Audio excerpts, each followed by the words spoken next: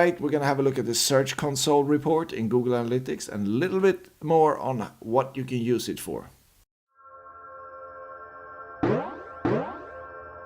So today we're having a look at Search Console under acquisition in Google Analytics. And what this will tell you, it's actually a report that you have to activate and you have to connect it to your Search Console account, Google Search Console. So you do Search Console and then you create an account here and you register your website. And if you have a Google Analytics installed, you will get access to your Search Console. And the Search Console gives you the information as to where you're ranking in Google for specific keywords. It will not give you anymore the actual keywords that people land on your landing pages with.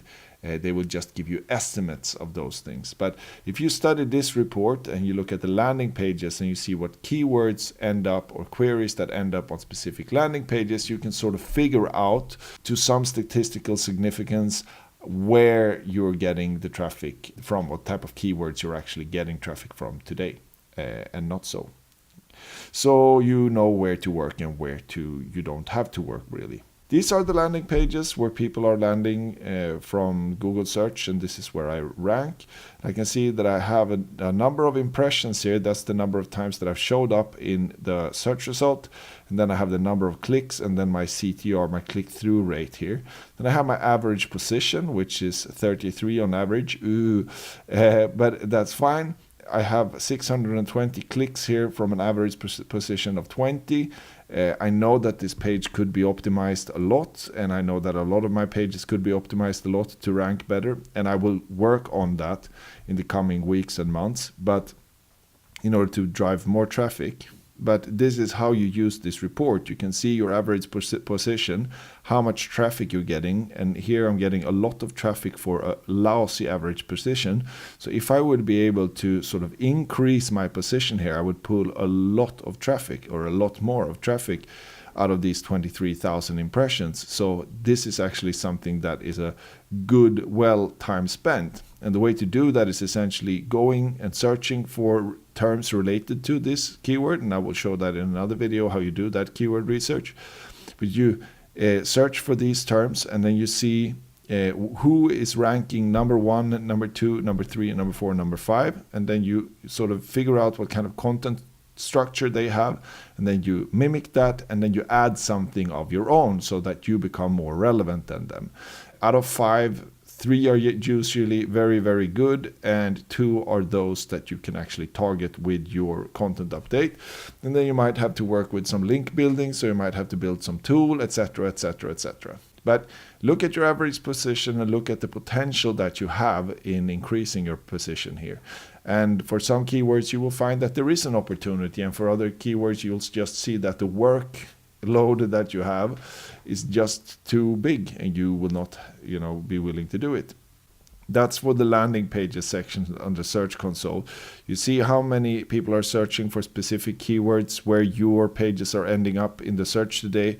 See your average CTR that indicates whether or not you should work on your click-through or on your titles to your blog posts or to your landing pages, because that's what it really tells you, is how many people found your title attractive enough to click on. And then you have the other data here that shows bounce rate and things like that. You shouldn't really be that concerned if you have a bounce rate of like up to 70% when it comes to a blog, because as we've been discussing before about bounce rate is not a measure of quality, but it's a measure of whether or not the person has come to one page, spent a lot of time there, and not done another action on that page. And so if you want to decrease your bounce rate, you can do something called adjusted bounce rate, where you say that if someone spends more than 15 to 30 seconds on my website, they should not be counted as a bounce, because then you trigger an event that happens then. That was that.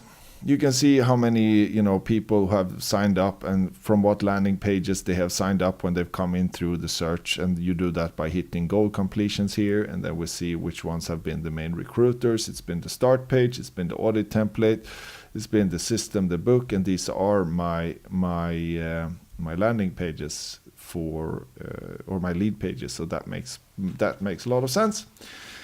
let's see now. Countries, that might be interesting. Like, what language are you writing in and what countries should you be gaining traffic from? Well, for me, I write in English, so English speaking countries, Canada, Australia, Philippines, India, United States makes a lot of sense that I'm getting all the search traffic from because they search in English in those countries.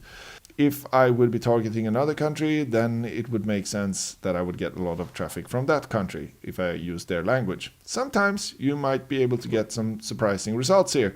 As you will get a secondary language, you will get someone searching from Sweden, for example, in Polish, and the word happens to mean one thing in Swedish and one thing in Polish, and you just happen to get that traffic. Do not treat those kind of insights lightly, because it might be so that you should translate some of your pages into Polish to take the traffic from people searching in Polish in your country, because it just happens to be a really big language in your country and people use it when searching in Google. And no one else in your country is optimizing pages for that language. Now I know that I'm beginning to become a lot of meta here, but what I'm saying here is that if you notice something odd in your analytics, don't just treat it as an oddity and move on, but treat it as an opportunity where you can create content that will target that specific type of user in the search engine. Even though they might have ended up on your blog by mistake or on your website by mistake the first time around, you might be able to tailor content so that the correct type of visitors who search in that local language will end up on your website.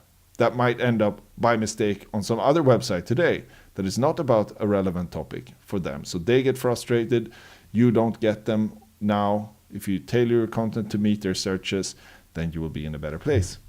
Devices, yes, this is Google PR saying, move to mobile. Yeah, and it should also tell you something that you're really bad at mobile optimization, that there is an opportunity there. That's what they always do with these reports. So if you want to believe that, then go ahead and optimize like hell for page speed, because that's what they want. And then under queries, you can actually see what kind of queries people used in order to reach your website using Google products. And that's about it. That's the Search Console report under acquisition. And I suggest you go in and play around with it in order to figure out what content needs some work and what content does not in terms of ranking in Google search. Have a nice day, mates.